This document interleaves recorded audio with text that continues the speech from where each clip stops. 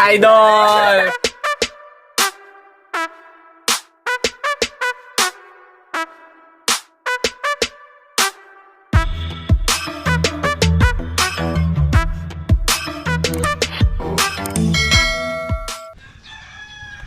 Yan na, what's up mga kusi, panibagong araw tayo ngayon at panibagong vlog. Punta tayo sa dagat ngayon at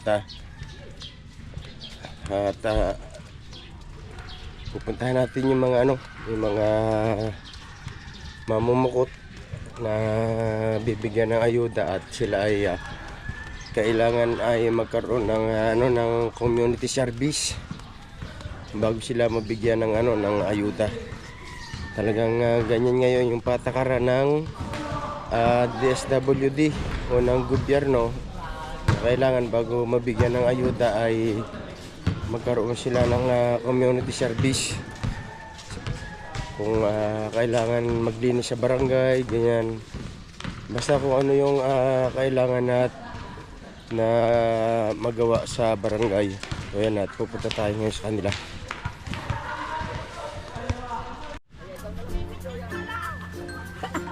Hindi kasali, baka wala ang mukha ko. Ay, sa iyo pala. Yan na mga kakausi, at nandito na yung mga member ng mga magpupukot at kukuhanan natin sila ng picture habang sila ay naglilinis.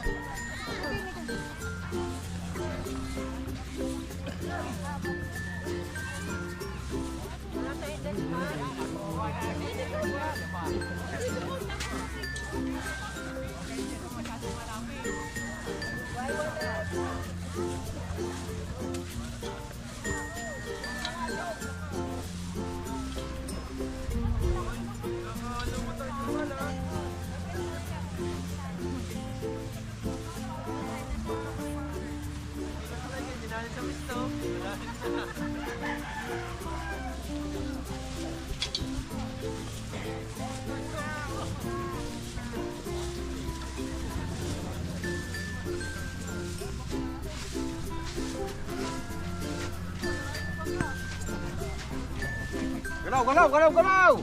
Baka ma-stroke!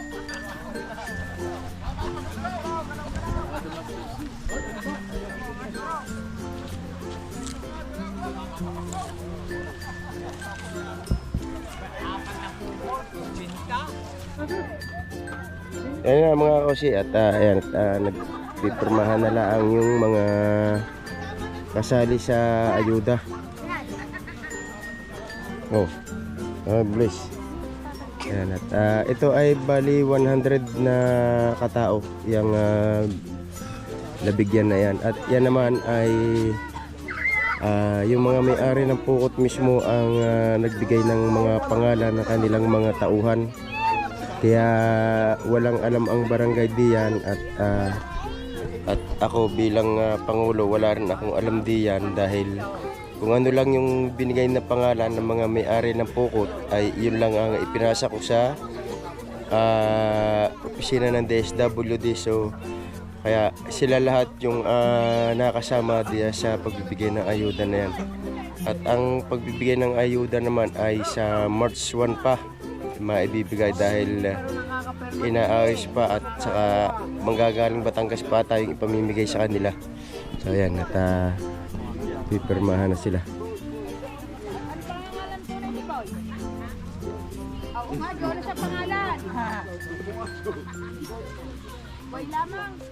Bakit wala?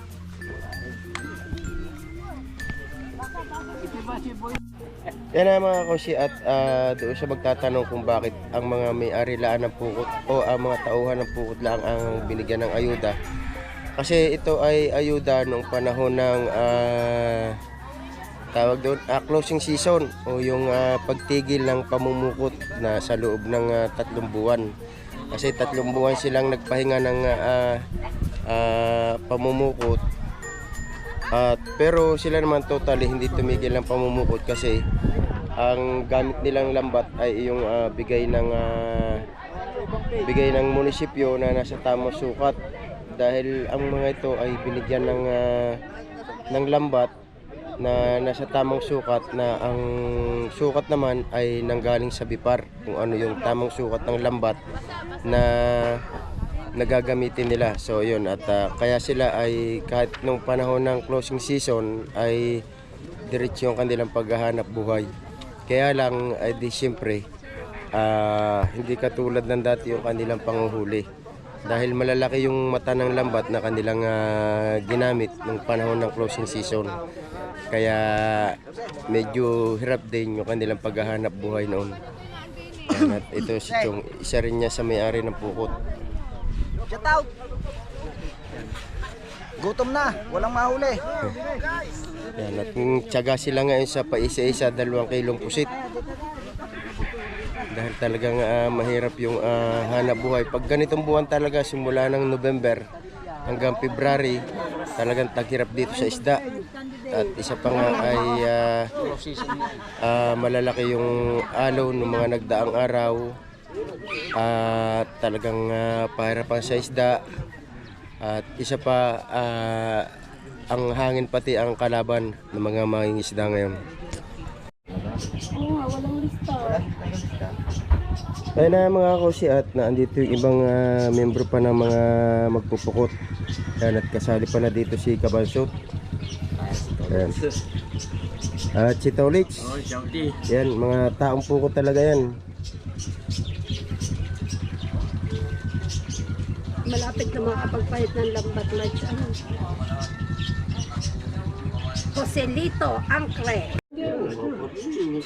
Yan, at kay Kabansot yung laang yung malalaglag laang doon sa kwan sa sako. Kailangan makukuha ni Kabansot. Yung tira. Hindi, abang ako daw. Yung tira lang iyo ko masaw. Yung tira. Halimbawa, sa 21, hindi yung lakabis. Hindi, meron ako. Meron yan. Kulit wala. Tingin mabuti. Meron ako. Sayang din. Sayang din yun. Yan. Yan. Hindi ko na ilista. Kulang. Kaya mga kosi, at tutupit muna tayo dahil medyo malago na yung buhok. Hindi na tayo makapagpalago ng buhok mga kakonsi dahil oras na lumago ang buhok ay puro puti na. Nasa lahi namin talaga ay yung mga naputi ang buhok. Sa side ng mother ko, pati sa side ng father ko, ganoon din. Pag puro puti na ang buhok.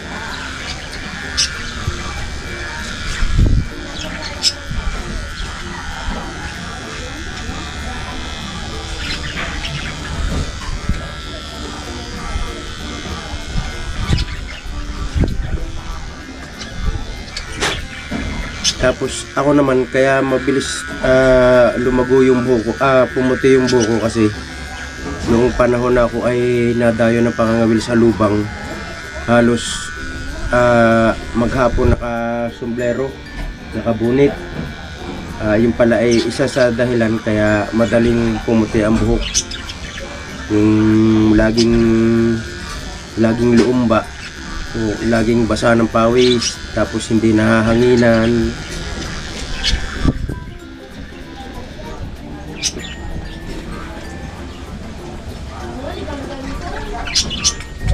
Kaya halos 30 years old pa lang ako, may puti na yung buhok ko kasi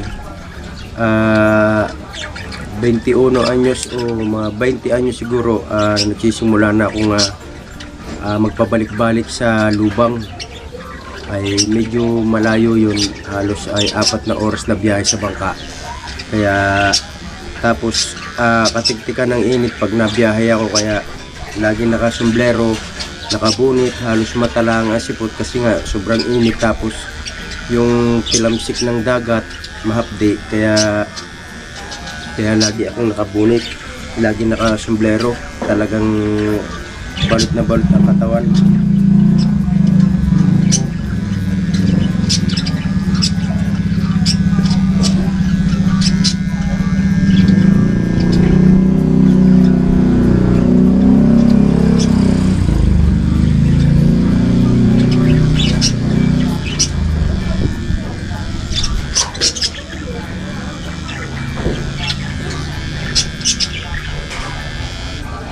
Tapos tama-tama naman doon sa pinagpapagupitan kong barbershop, inialok sa akin itong panggupit na ito na halagang 400 pesos lang. Ay nung sinearch ko ito sa sa Shopee ay kulang 1,000 ang presyo nito. So dali-dali ko nang binili para hindi na ako bumayad ng pagpapagupit, kasi pag nagpapagupit ako sa barbershop na yon, lagi ding kalbo o ito ganito, merong tirang 1 mm. Kaya ngayon nakakamenos na ako dahil mahigit na itong 1 taon sa akin na nabili ko. Ako na lang yung nagugupit sa sarili ko simula nung mabili ko ito.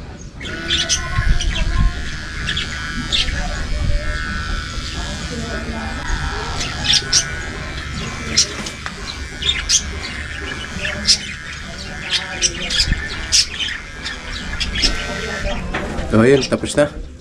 Ay, hindi pa pala. Akala ko tapos na.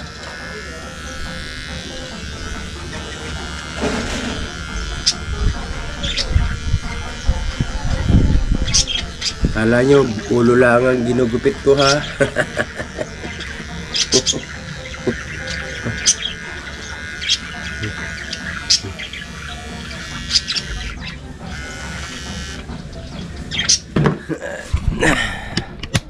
Ayan na mga kusi. At tapos na meron pa yan tira na 1 mm. Yan, nandito ako ngayon sa barangay Sitio Tanag, sakop ng San Diego, Lian, Batangas. At nakikipiesta kami. Yan. Nandito kami ngayon sa aking mga kamag-anak, aking mga pinsan, kung saan dito ako pinanganak. Ang dami nilang bisita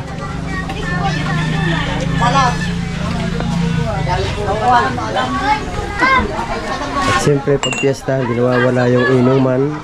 Ayan the best na yan sa mga piyestahan, yung ganyang inuman. At dito ay may binyag. Halos bali 3 bahay dito yung may pabinyag.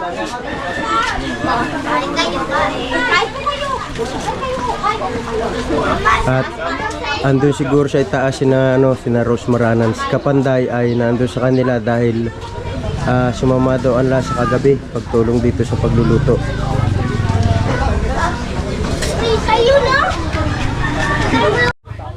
Ayan, at paakyat tayo dito. At ito ay kapatid din ni Rose Maranan. Bali yung pinuntahan namin ngayon na unang bahay ay kapatid din ni Rose Maranan. At ito yung bahay ng nanay nila. Ayan, si Rose Maranan, no? Ayan, yes. Nakakailangan ng karne. Dito tayo. Magandang araw po. Baka naman po pwede makahingi dyan na kaunting makakain. At talaga lang pong gutom na. God bless. Yan, anak ni Rose. God bless. Ano ba? God bless. Yan, din tayo yung puntahan natin yung galing Italy. Galing Italy. Yayamanin pala. Yayamanin. Aray, yan. Oo nga eh. Iba yung lasa ng karne dito, kaya ako medyo nalula. Masarap yung karne dito. Hindi mo na akong nalasay. Vlog mo na ikaw. Kayo lang. Hindi makaalis at di ba bagong opera sa Elsa? Ako nga pala. Wala mag-intindi. Iyakat namin. Bali ito yung bahay talaga ng nanay ni Rose. Pero nakatira dito ngayon yung kapatid niya. At yung nanay niya ay may sariling bahay na doon sa taas. Yan mga kosi, at dini naman kami sa isang kapatid pa ni Rose Maranan doon sa panganay na kapatid ni Rose Maranan at ni Kapanday. Isang lang sila dito, isang umpok lang. Yan, at andito rin yung bahay ng kanilang nanay. Yan, nandito. Yan, dito naman tayo. Pakyat tayo ng pakyat. Pataas tayo ng pataas.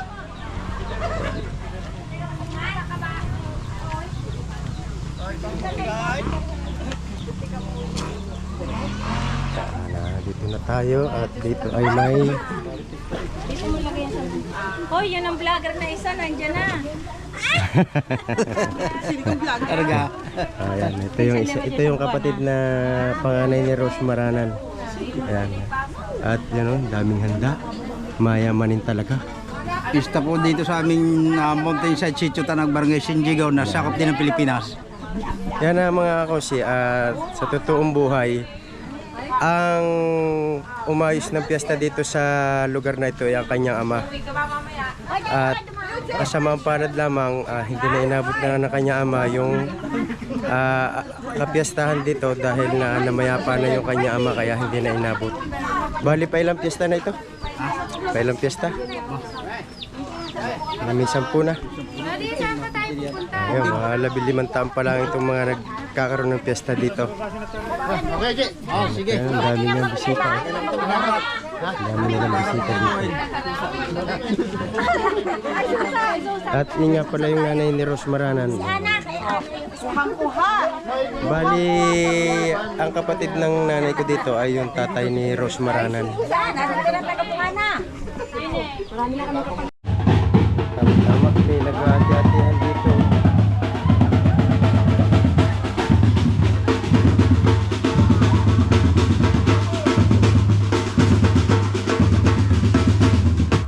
Doon sa isang bahay.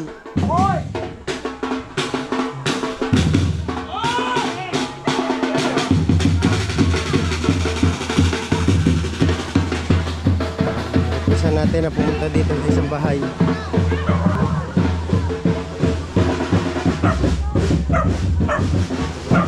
Ayan, dito naman kami sa isang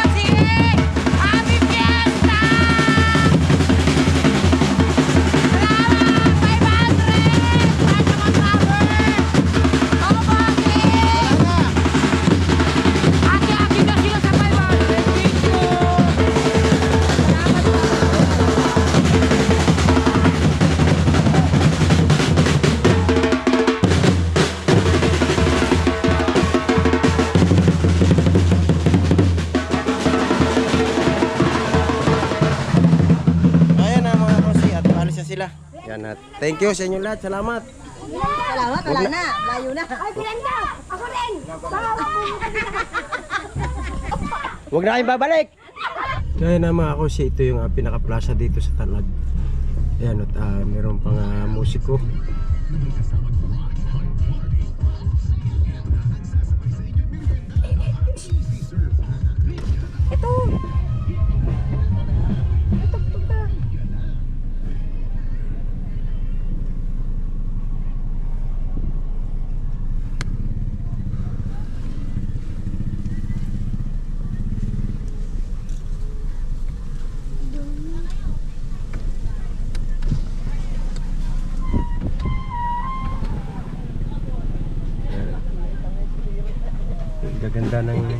Ganda ng medyo rito. Shout out. Shout out.